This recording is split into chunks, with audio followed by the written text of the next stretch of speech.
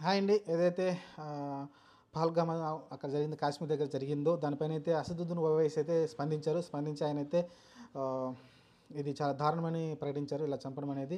దీన్ని ఎవరు కూడా దీన్ని ఉపేక్షించడానికి లేదని చెప్పి ఖచ్చితంగా వాళ్ళకైతే కఠిన చర్యలు తీసుకొని వాళ్ళని ఇమ్మీడియేట్‌గా శిక్ష పడేలైతే చేయాలని అయితే అసదుద్దీన్ ఓవైసీ అయితే చెప్పుకొచ్చారు.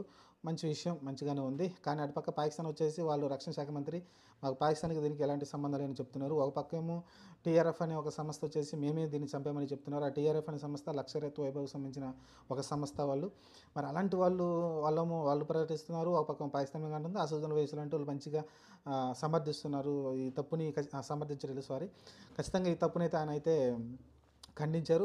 మంచి విషయం. దేశంలో చాలామంది దీన్నైతే ఖండించారు. చూద్దాం మరి దీనికి రియాక్షన్ ఎలా ఉంటుందో ఫ్యూచర్‌లో. మరి మోడీ, అమిత్ షా ఎలాంటి నిర్ణయాలు తీసుకుంటారు, రాజ్‌నాథ్ సింగ్ లాంటి వాళ్ళు ఎలాంటి నిర్ణయాలు తీసుకొని ముందుకెళ్తారో చూద్దాం. ఎందుకంటే బాలాకోట్, పుల్వామా దాడులు మనం చూసాం. అలాంటిది